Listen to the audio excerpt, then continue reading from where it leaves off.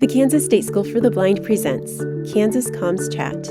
Amy Wilson from Safety Positive, December 15th, 2023. A Zoom screen shows 14 participants.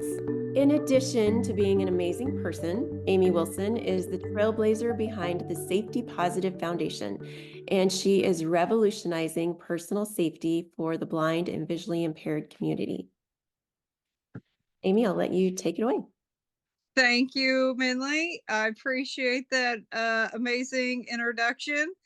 Uh, as she said, my name is Amy Wilson, or I go by Amy SP Wilson. So if you want to track me down on any social media platforms, feel free to do so. There's lots of Amy Wilsons in the world. So I threw the SP in there for people to track me down as far as that goes.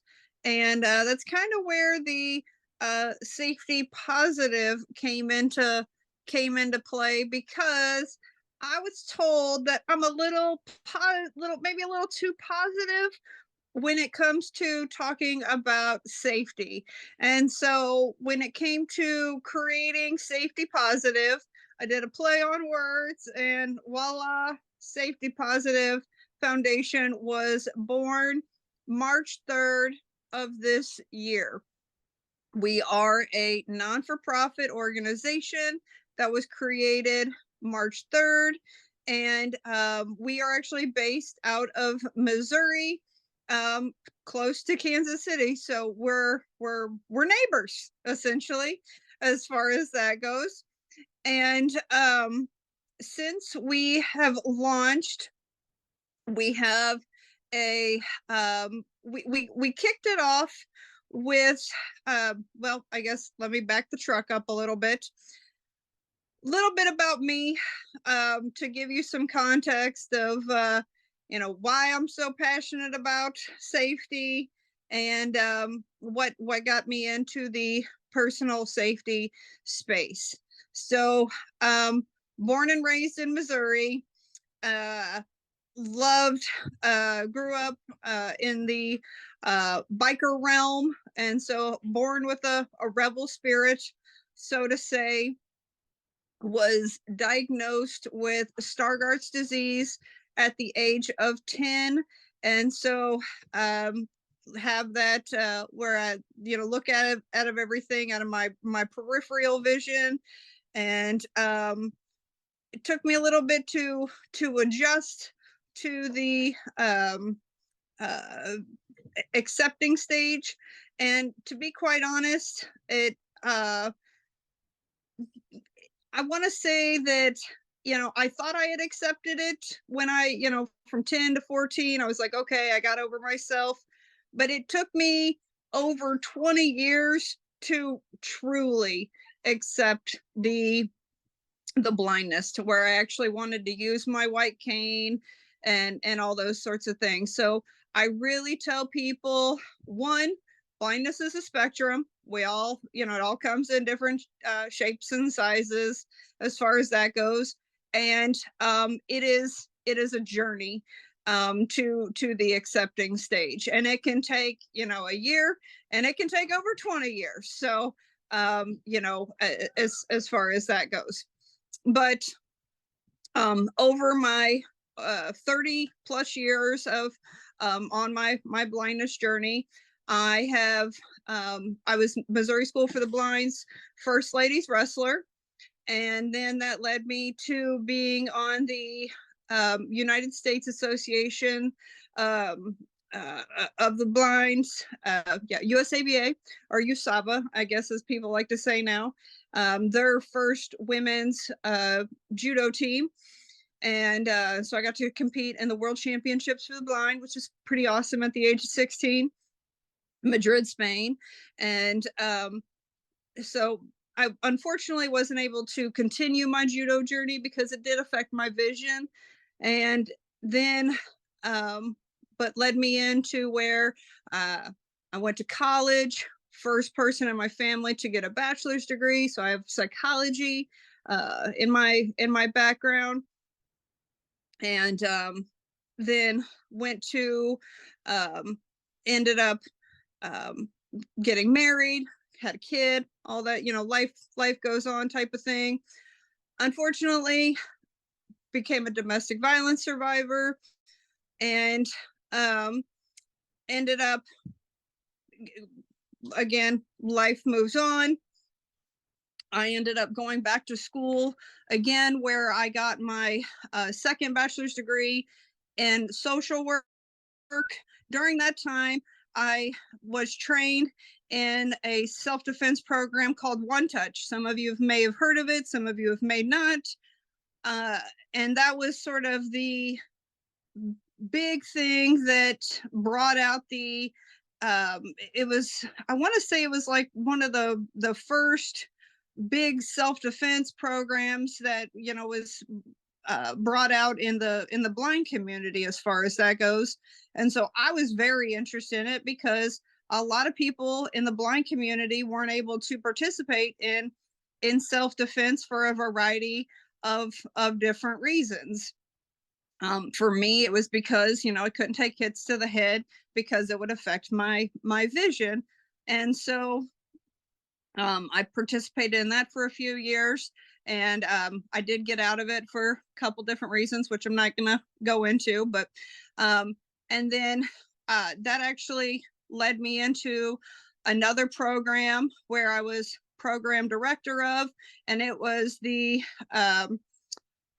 program where I actually met Minley and created that program. And then I decided that, you know what, we need more choices. And so Safety Positive Foundation, ultimately, we want people to be proactive when it comes to personal safety. We want to serve as a guide for those seeking to taking a proactive approach towards their personal safety. In my experience, there are quite a few different situations that occur in a blind person's life that it's not a matter of if it's going to happen, it's a matter of when. And so instead of living in fear, let's de-escalate those fears and let's be proactive. Let's make a plan. Let's work through it to help you to not just for your physical safety, but for that psychological safety. It's such a huge piece. And so our tagline that we have essentially created is, we are in the business of problem solving personal safety needs of the blind community. And so since we launched, coming, now we're moving the truck forward, is we since we launched, we hold space every week, and now we hold space every week to talk about different personal safety topics in personal safety, to help people work through different concerns, or as I like to say, questions, comments, concerns, or emotional outbursts that people might have as far as their personal safety needs or wants. For example, in November, we talked about technology. October, we talked about weapons. September was transportation, which I know a few of you are orientation and mobility specialists, which you'll be happy to know. Our first week, we talked about white canes are not weapons. It's a question I get quite frequently, and we're always hammering that one out. It's not a weapon. Anyways, I can go on for a long time about that one.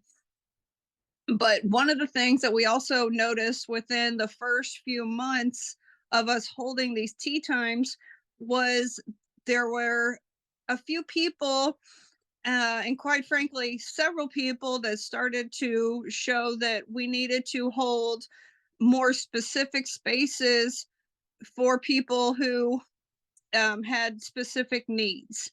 And this created to where we wanted to have what we call our new journeys tea time for those who are new to blindness and needed to talk about personal safety. And then we have a blind survivors tea time. And as I've said, I'm a domestic violence survivor, and so that was really close to my heart. And we've had, you know, quite a few people who are just new to blindness and really needing that extra guide and assistance in that journey when it comes to that. So the I really believe in that conversation, that space can help people as far as that goes. The other thing that we have, and I call it our gold star, is our verbal craft training. This training is, you know, so many times we tell people to advocate for themselves. And oftentimes, at least I know I have been over the years, in the 30 plus years, you know, advocate for yourself, advocate for yourself. But more often than not, we're not given the formula or the strategy and how to do so. And verbal craft is that formula, is that strategy. And it's not just a, you know, if they say this, then you say that. Like, because I mean, sometimes I was told to do that. You know, well, if they tell you this, then you say this exact thing. Well, a lot of times it doesn't always work like that, and not everybody's comfortable saying the exact same thing because we are all built differently. We all come from different backgrounds, different experiences, different cultures, and so the beauty of the verbal craft is it allows you to bring in your different cultures, your different experiences, and to formulate it to where you can use your own language to craft each situation for your own purposes.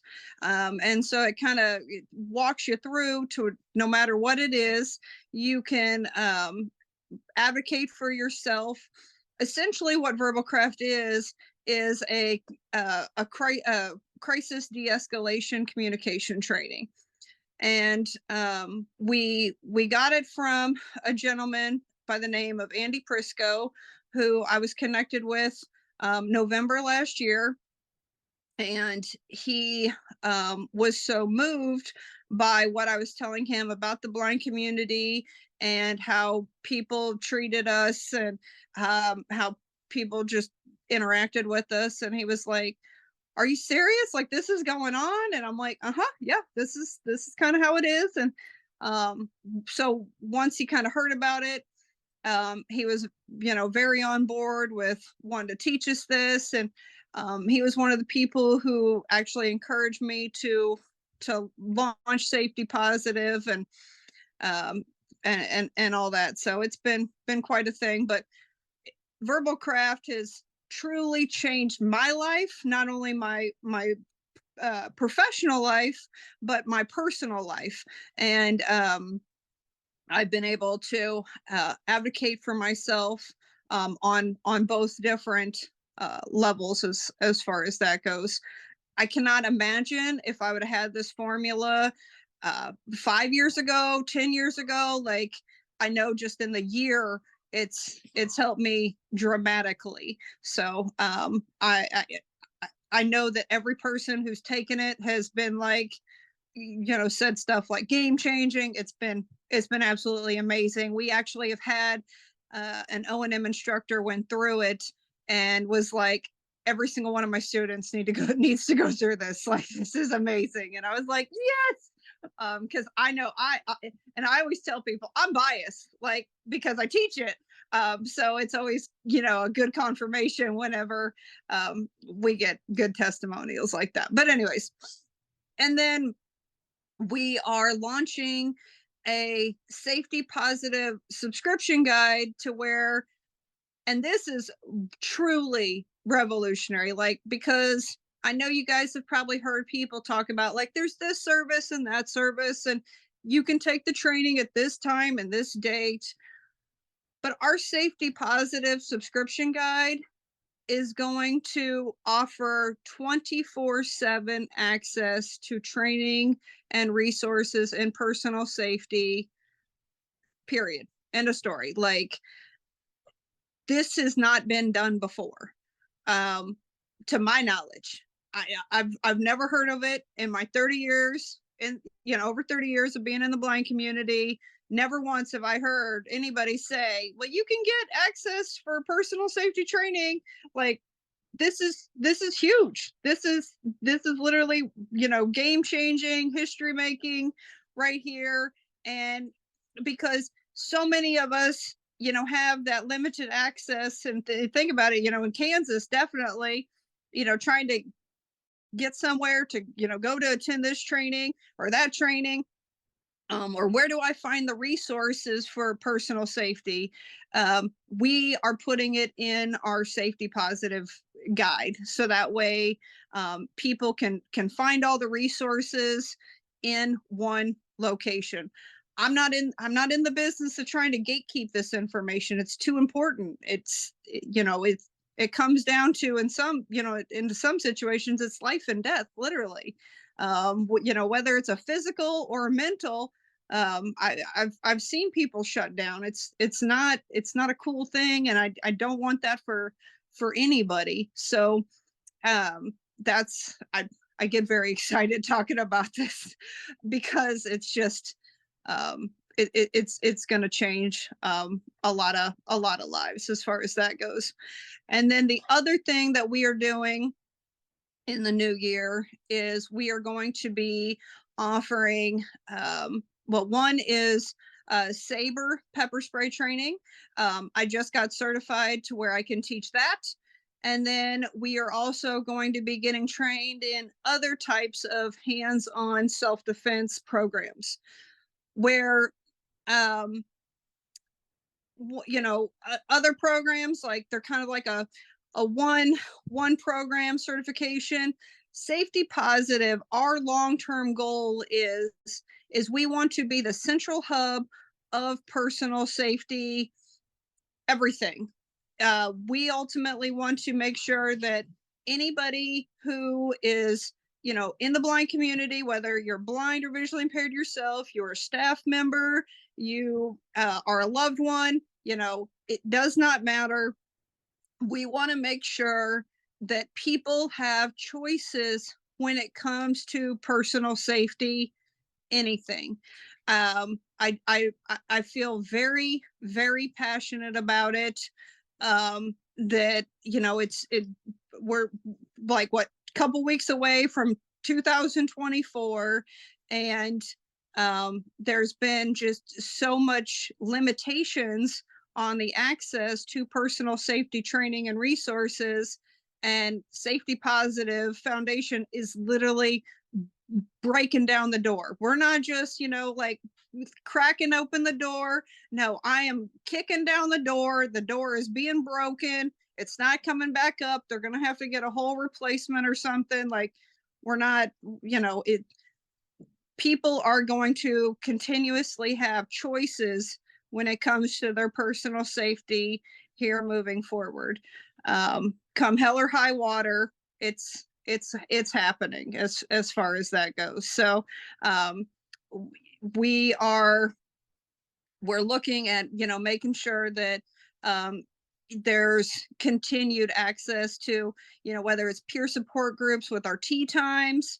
I've got somebody who's interested in even trying to think about doing tea time for, like, service providers, like for individuals like yourselves, and things like that. So I've got a big list of different programs, projects, services.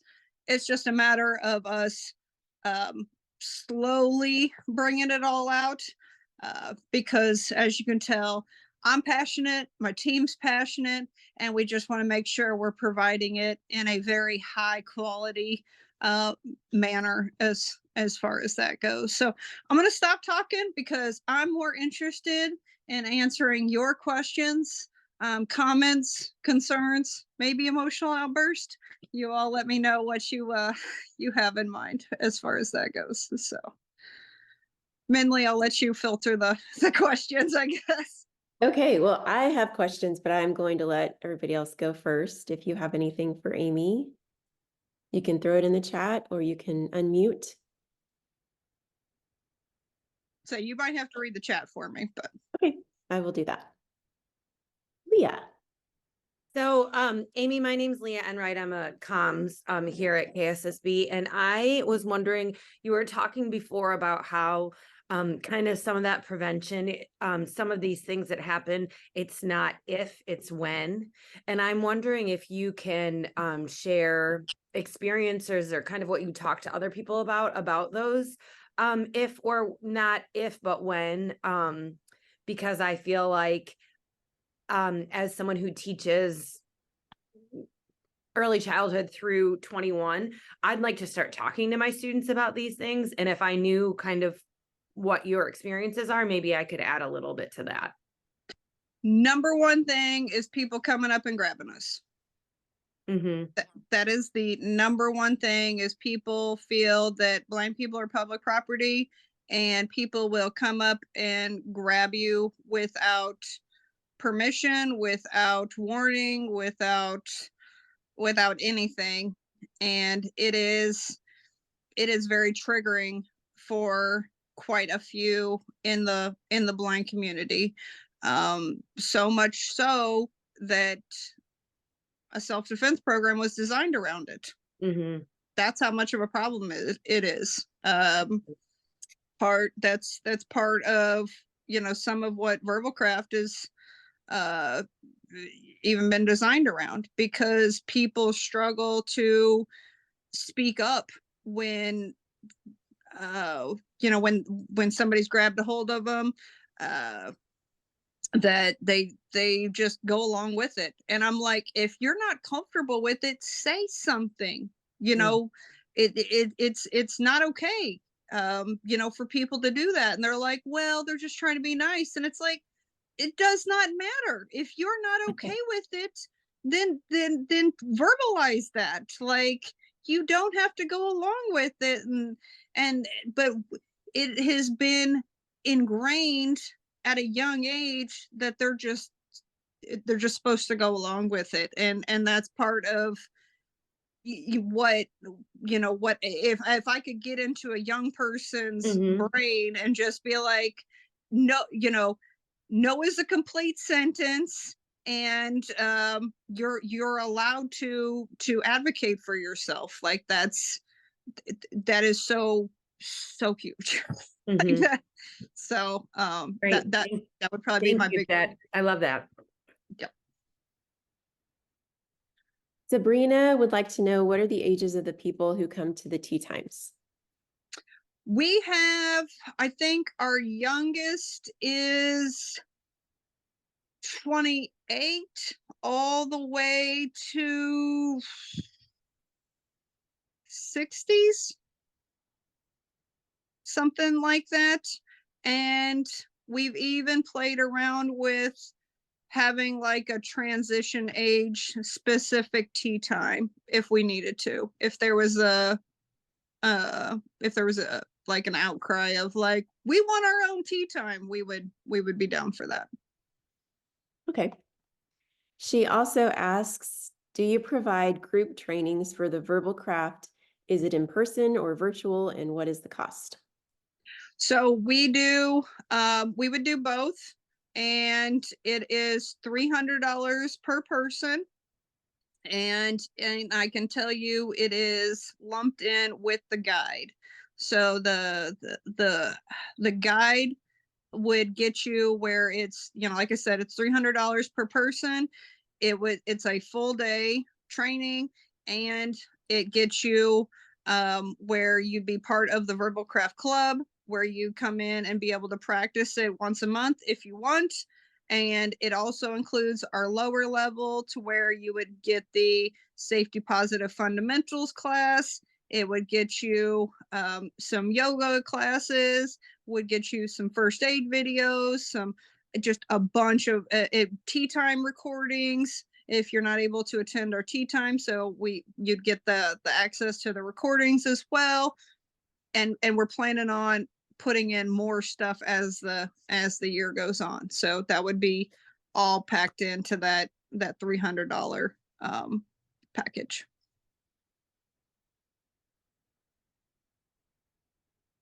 Right. Thank you. You're welcome. Does anybody else have a question?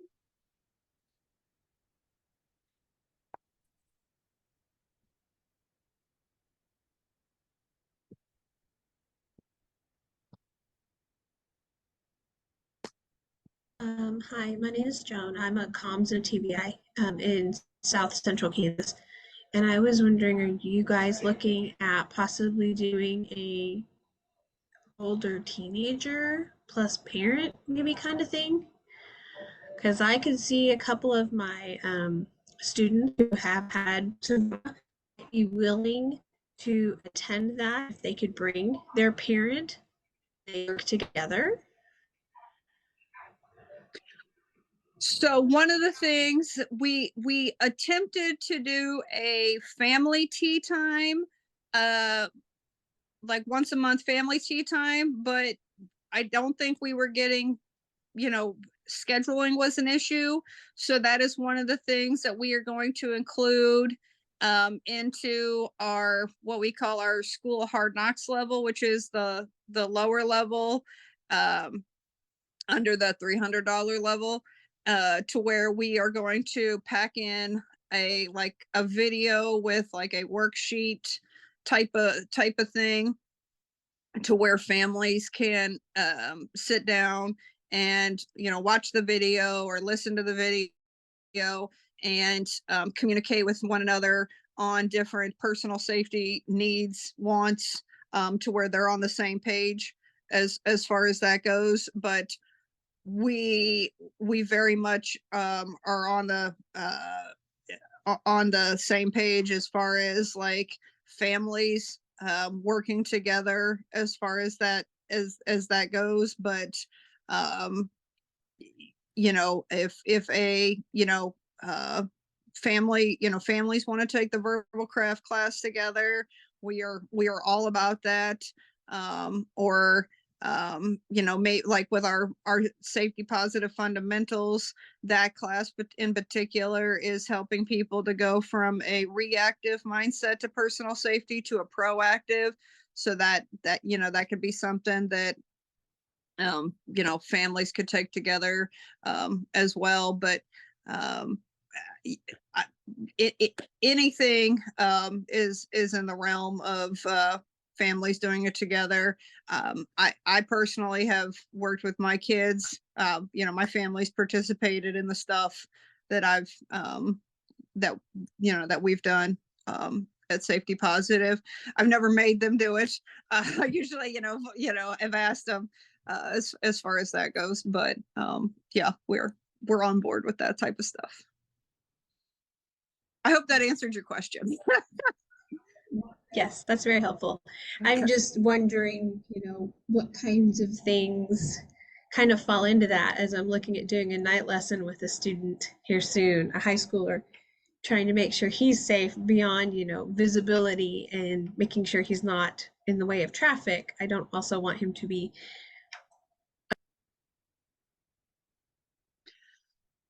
So I guess my thought would be like, as far as night lesson,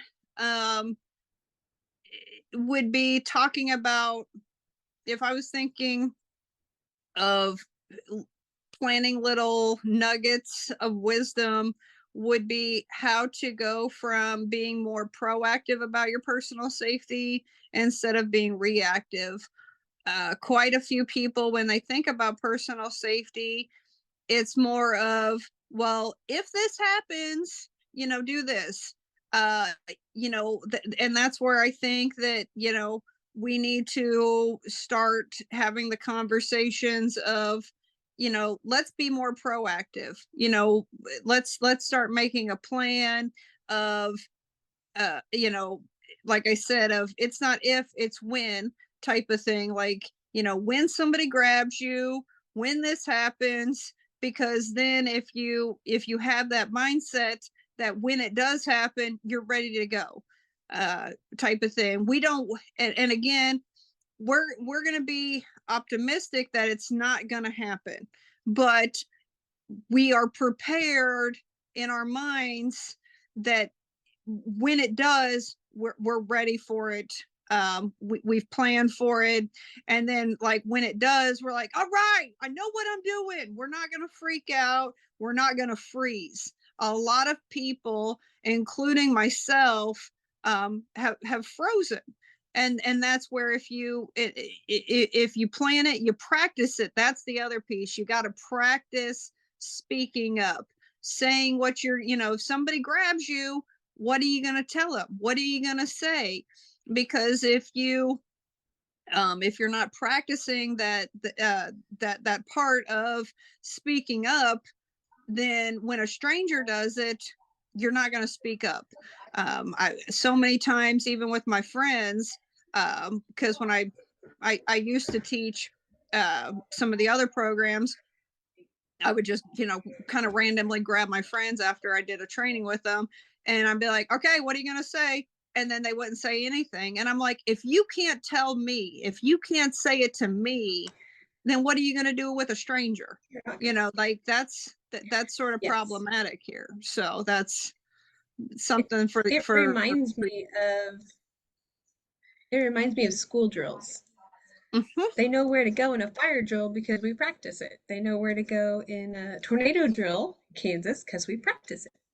Yes. So yeah, that makes a lot of sense. Thank you.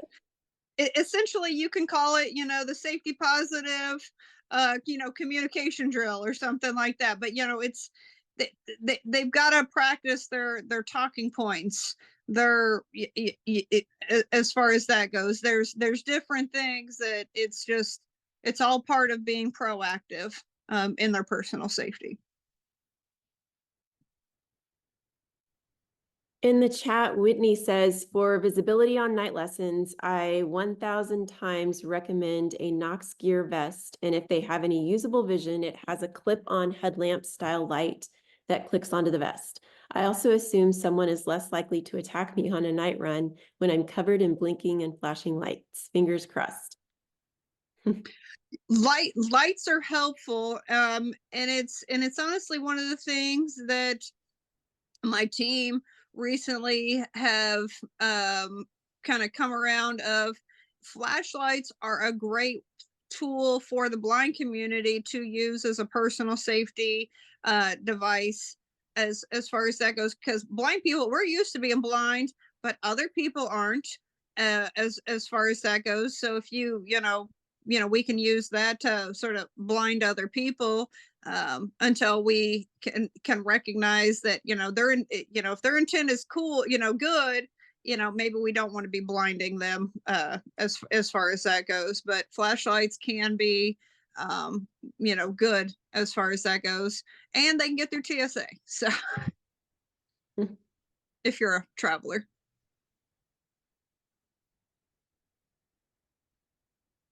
Well, I'll go ahead and ask my question. It's a little bit complicated, and I met Amy because I went through a self-defense program to learn how to teach to our kids. And one of the biggest struggles for me with it is that just learning the disengagement, if somebody comes and grabs your arm, that's not a big deal. But the other things, the physical parts of it, are complicated. And most of us only see our kids once a week, once every 2 weeks. We don't usually live in the same town that they do. It's how do you propose teaching these kids and then getting it to stick and getting them to practice, and then how do you simulate the experience? Because any of our kids, when they're put in a situation, if they're scared, I don't think they're going to go to this thing that they practice twice and then try to remember it. Do you see what I'm asking here? Mm-hmm. Yep. So that is I'm trying to figure out how to answer that without going too far down a rabbit hole there, because it does require more balance.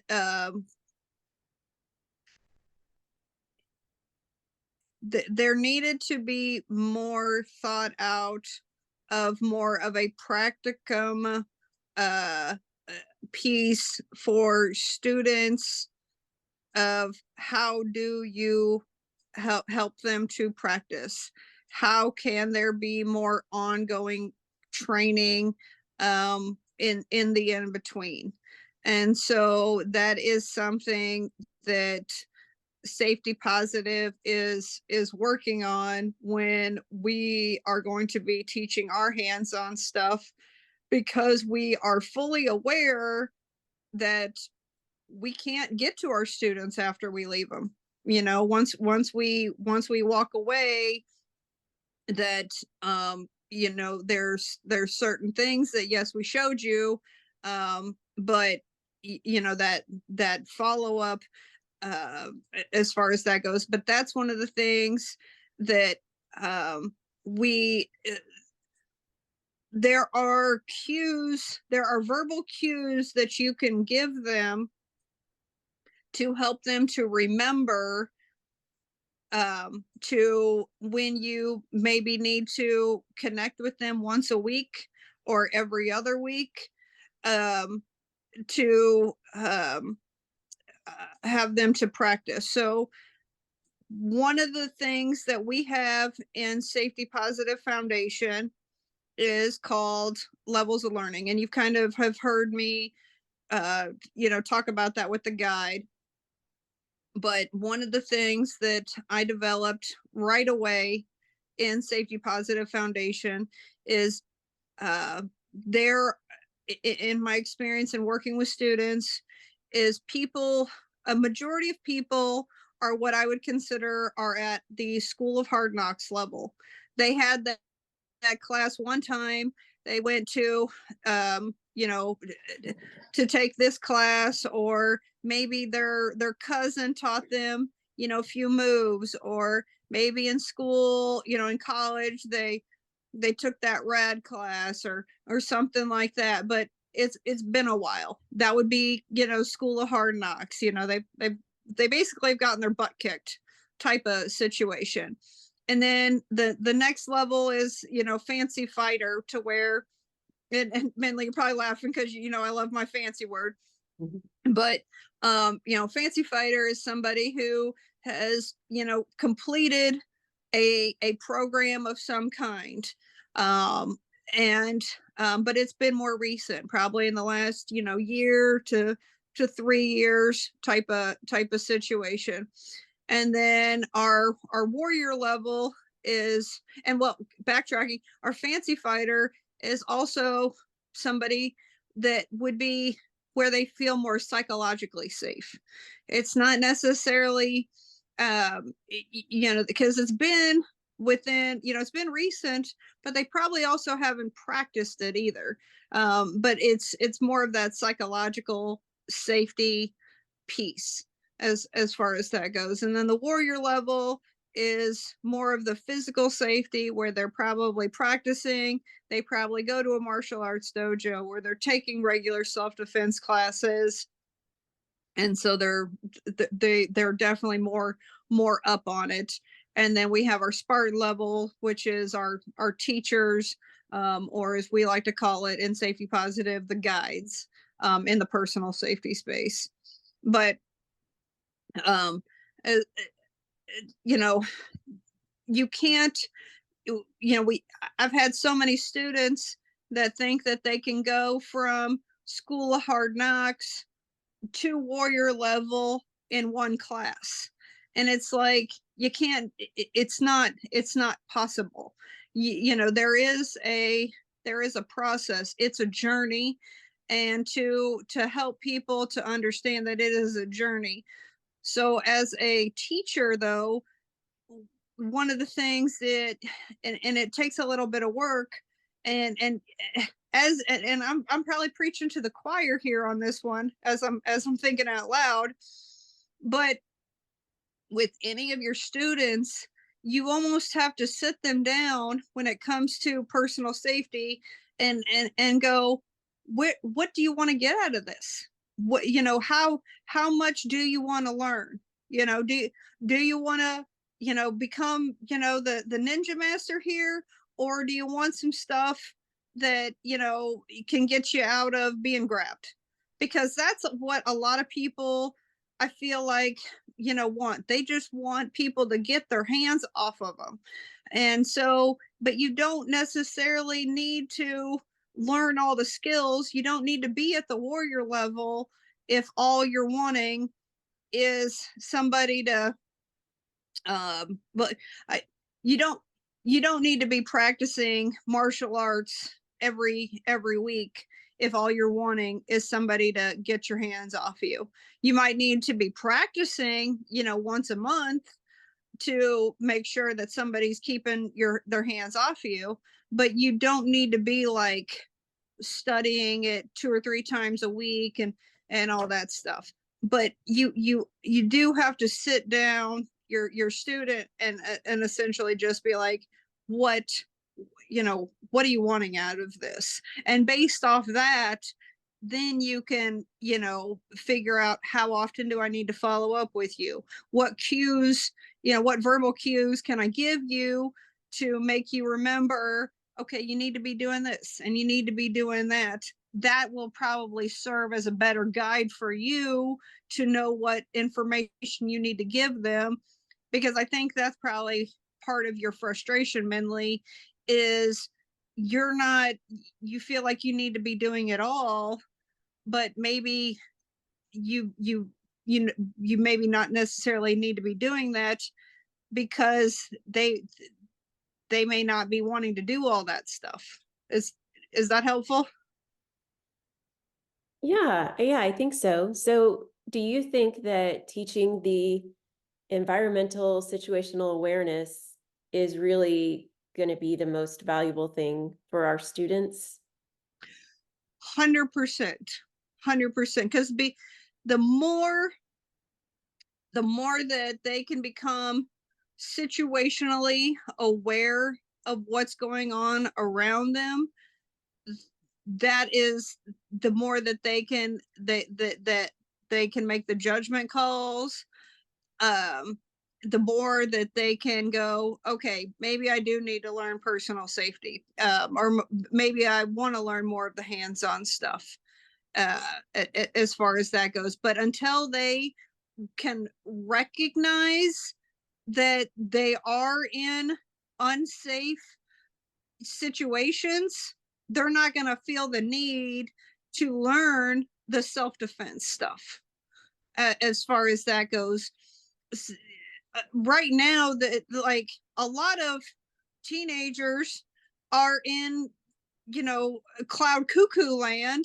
They're on their phone, they're in their music, they're like la la la la la. Yeah, as far as that goes, they are oblivious to the the situations that are usually going on around them until somebody's grabbed them or somebody's said or done so, until it is literally in front of their face. They're just oblivious, unfortunately. And that's the part, as a well, for me as a mom, that makes me hella nervous. And then, from a business standpoint, I'm just like, oh my goodness, like it is very so. If you guys want a stat that's going to scare the hell out of you, here's one. Because you guys are staff at a school. There was a study done at the University of Illinois it was blind and visually impaired students, that they did a study to where it was, what was it, if you were being raped or sexually assaulted, would you stop it for fear it might be your only sexual encounter? 70% of them said no, because they were scared it might be their only sexual encounter. 70%. We've got a lot of educating to do on consent and boundaries and that sort of stuff. Like that first time I heard that stat, I almost had to run to the bathroom and throw up. Like it's very scary to me that young adults do not understand that type of stuff, like that they feel that they don't have options when it comes to intimate partners. Healthy intimate partners, I guess, would be the other word. So we need to have more conversations with them on situational awareness, more education, those sorts of things. So have you done group trainings for a group of teachers like this, and you just addressed the how to teach situational awareness? Nope, but I'd be willing to. Okay. I've got some I've got some material. I'd be more than happy to. And Joan asked, or well, she didn't really ask this, but I'm asking. She mentioned the Heinz break. So what are your thoughts on the Heinz break? I like it. I'm for it. Yeah, as you know, Minley, I've taught a variation of it. So